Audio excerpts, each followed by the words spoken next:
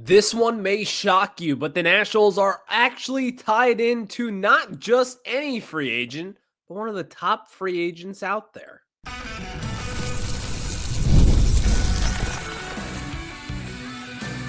You are Locked On Nationals, your daily Washington Nationals podcast, part of the Locked On Podcast Network, your team every day. And thank you all for making Locked On Nationals your first listen every single day, as we're free and available wherever you get your podcasts. And I am your host, Ryan Clary, your Nationals insider here, part of the Locked On Nationals or Locked On Podcast Network, where it's your team every single day. And later on in today's program, Stephen Strasburg. You don't really hear too much about him nowadays, but the Nationals legend is making a return to baseball. So stay tuned for that conversation later on. And where will he be? We'll discuss that in the third segment of today's program. And in the second segment, the Nationals, if they were to go after this free agent that we are talking about, they would probably have to make a move up the middle of their defense. So we'll discuss that because I have got some plans for a couple of different things that could happen this offseason. But the Nationals are tied right now to a free agent who is very interesting. The name is, I'll tell you, but today's episode is brought to you by Gametime. And download the Gametime app, create an account, and use code LOCKEDONMLB for $20 off your first purchase. The name that is tied to the Washington Nationals is Ha-Seong Kim. This does not come to a surprise, at least for me. I am not surprised by this whatsoever, but The Athletic put out their top 50 free agents, and they tied in as a team that is potentially interested in Ha-Seong Kim as the Washington Nationals. Now, Ha-Seong Kim provides help in about every single category that you need. He is not going to provide help in the power department, but where he is going to help is provide some stability defensively speaking. One of the weakest points to this Nationals team right now is their middle infield defense. CJ Abrams over at shortstop is a below average defender. Second baseman Luis Garcia Jr. is a below average defensive second baseman. They have got a ton of holes defensively, and they have been consistently one of the worst defensive teams since post-2020. That is something that the Nationals simply have to clean up. And also on top of that, this might even be the worst thing about the Nationals. They are one of the worst base running teams in all of baseball. This past season, you saw them get picked off way too many times. Nearly each and every single night, this Nationals team ran into outs on the base pass at a rate that is simply just unacceptable for a major league team. Ha-Seong Kim can help you in each of those categories and might be one of the best utility players in both of those categories combined. This is someone who gives you the ability to play a Gold Glove shortstop position. He gives you the ability to play a Gold Glove second base position and can play great defensively over at third base. That is something that will absolutely help this team right away. And the reason as to why this Nationals team simply needs defensive help, defense and pitching success, those things are tied together. You have to have a good defense. One thing that we saw this season, I think about Patrick Corbin. Someone who has been here since 2019. He was obviously cut loose, signed with the Rangers, and looked pretty good this year. Nothing really changed with Corbin. Like, he was still throwing his slider. He was still throwing a 91-mile-per-hour fastball. Not much really changed with this stuff. But one thing that did change was the defense behind him. And lo and behold, that guy didn't have a terrible season with the Rangers.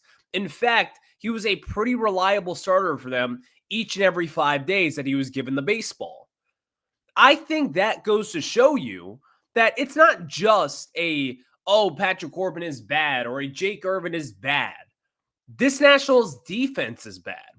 And this is something that, hand up, I have been a problem when it comes to this. I have always said, I'm like, I don't really care about someone's defense right now. Let's get the offense back on track. I have abandoned the defense. No more will I do that. This Nationals team is so bad defensively at times that you simply need to get better. Like, you could say, well, they need to be better defensively and they need to be better in the outfield. They need to be better at third base. I say yes. They need to be better defensively at first base, at second base, at shortstop, and also catcher.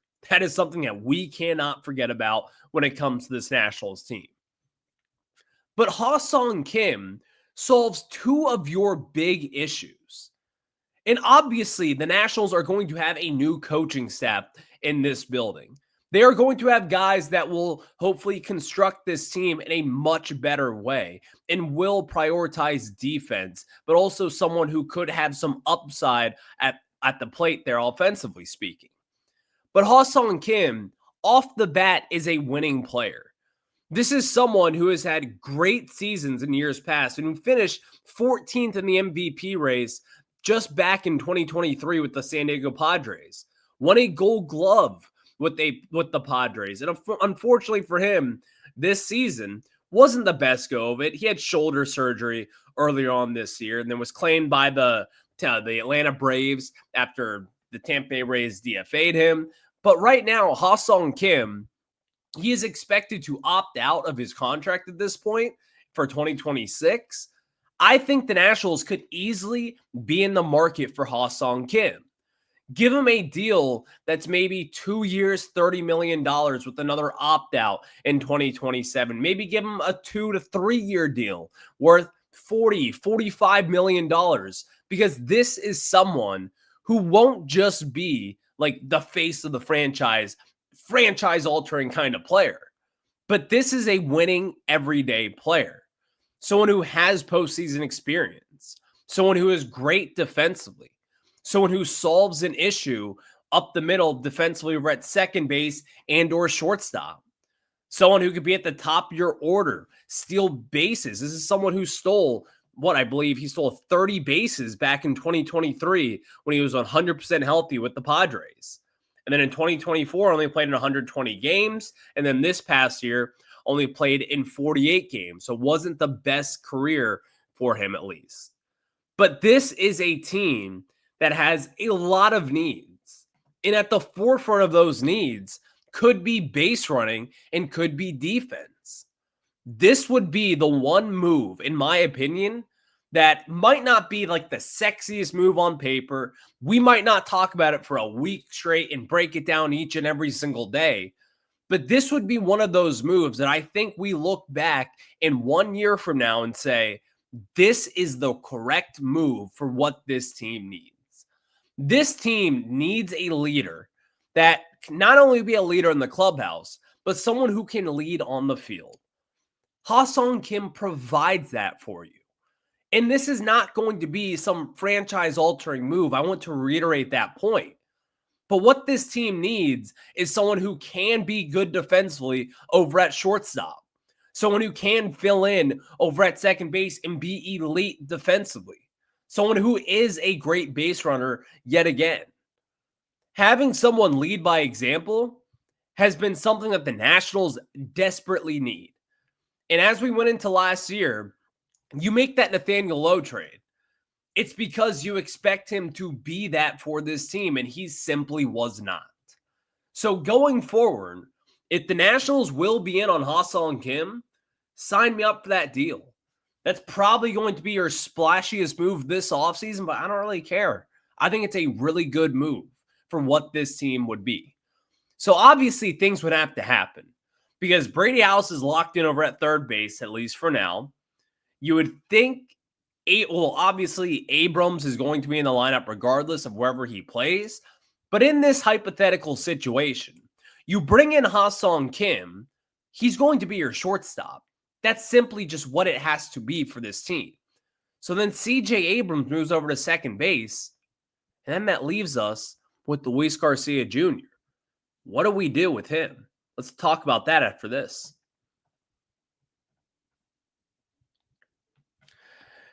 NFL season is back, and honestly, there is nothing better than being in the stadium surrounded by fans cheering on your team. But let's be honest, getting tickets can be a hassle between queues, login screens, and prices jumping at checkout. It's frustrating, and that is why I use Gametime, the app that gives the advantage back to fans.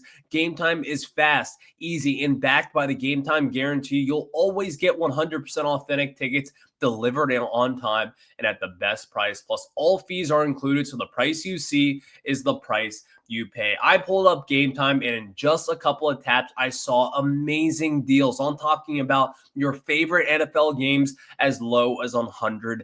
And the app is made super simple. I can even see the exact view from my seat before buying. And of course, I love the zone deals and also the flash zone deals. I just got a notification that Commanders tickets for this Sunday night against the Seahawks have dropped yet again after last night's ugly loss against the Chiefs. So make sure you take advantage of Gametime and download the Gametime app, create an account, and use code LOCKEDONMLB for $20 off your first purchase. Terms do apply. Again, that's promo code LOCKEDONMLB for $20 off. Swipe, tap, ticket, go. Download Gametime today. Nats fans, stay tuned for a conversation surrounding Steven Strasburg making a return to baseball. We'll jump into that later on in the show today, so stay tuned for that. But we get into what happens with Luis Garcia Jr. In this hypothetical that we are talking about, the Nationals signed Ha-Seong Kim. He, in my mind, would be your everyday shortstop. You would move CJ Abrams over to second base. And that leads to a couple of different options with Luis Garcia Jr. The option that I would take with him is to trade him.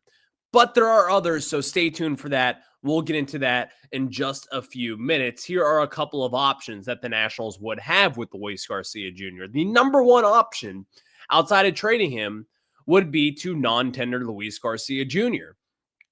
Right now, he is expected to make roughly around $7 million heading into 2026. Now, if I'm the Nationals with this, you look at that number and you're like, okay, well, what kind of production will Luis Garcia Jr. bring?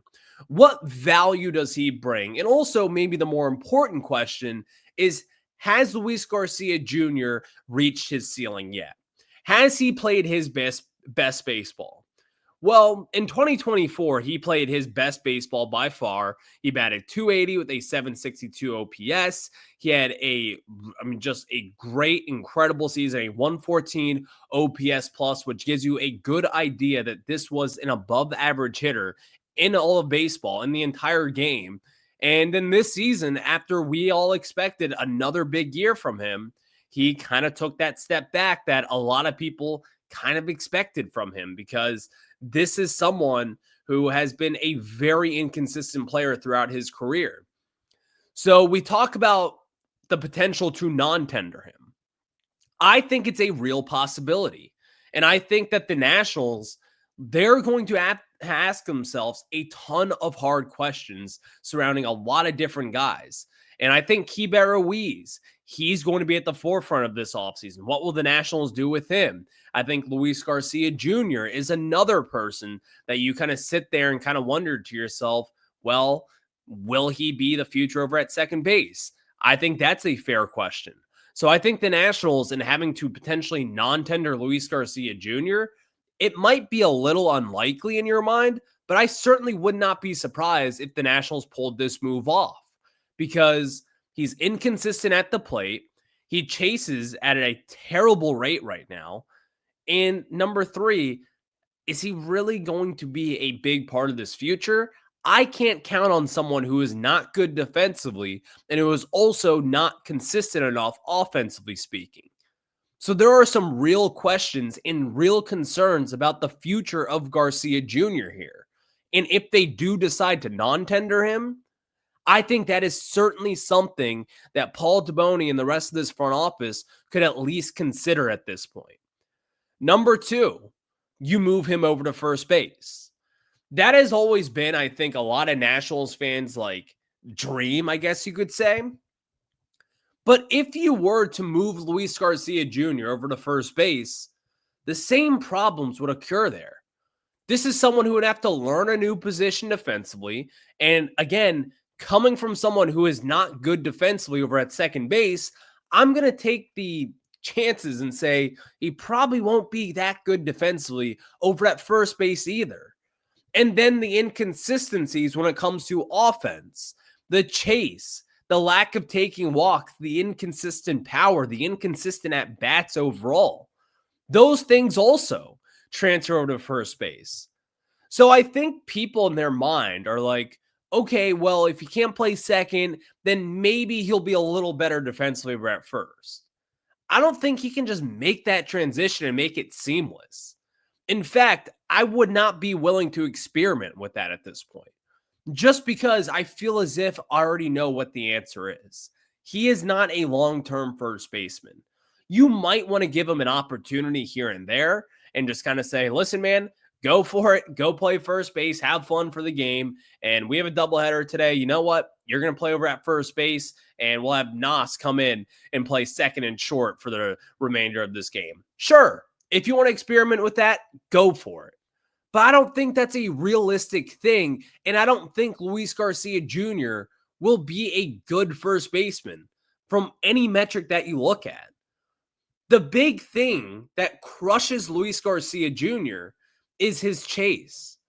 It was in the 6th percentile this season for what feels as if the 4th consecutive straight year. In 2024, his chase percentage was in the 9th percentile. In 2023, his chase was in the 34th percentile. In 2022, his chase, you guessed it, it was in the 3rd percentile.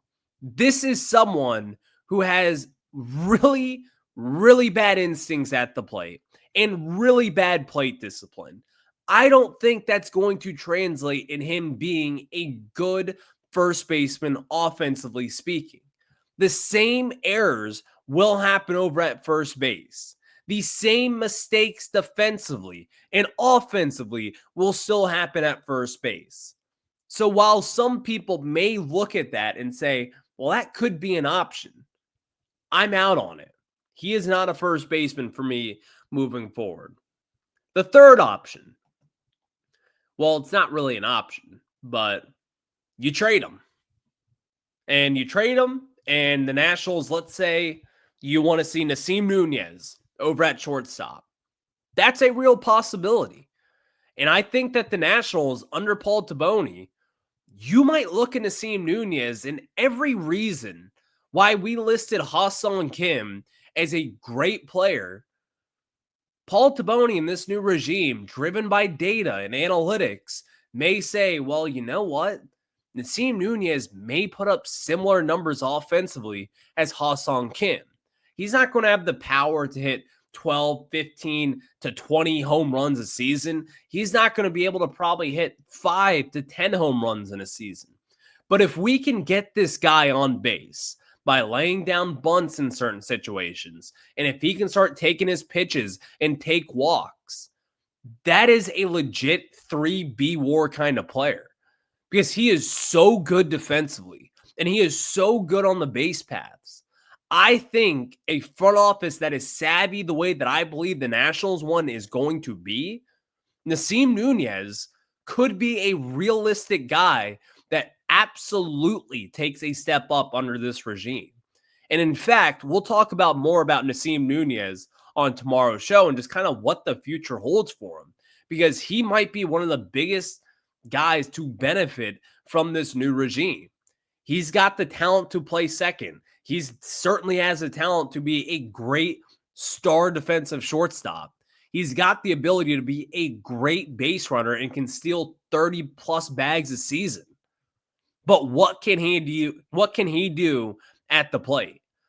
That is going to be a question that unfortunately is unanswered at this point, because we have not been able to see consistent at-bats from Nasim Nunez. But going back to Luis Garcia Jr., I think if you were to address your middle infield and bring in a Ha-Seong Kim, CJ Abrams obviously is not the odd guy out.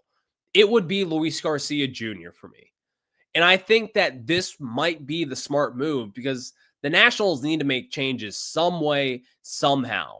I think Luis Garcia Jr. is easily that guy that you could pinpoint and say, okay, the Nationals can move off him, and I'd feel okay with doing just that. So thank you all for making Locked On Nationals your first listen. Next, let's get into Nationals legend Stephen Strasburg returning to the game of baseball, and why did he not return to the Washington Nationals?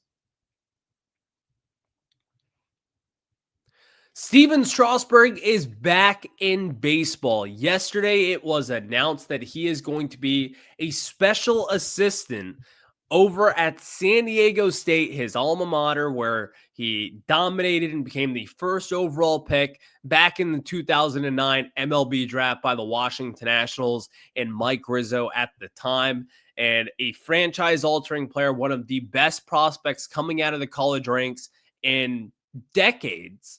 And Stephen Strasburg lived up to the hype and won a World Series and got paid. And unfortunately, we all know the rest of the story here. But I'm interested by this with Strasburg because, number one, since Stephen Strasburg retired, we all know what happened.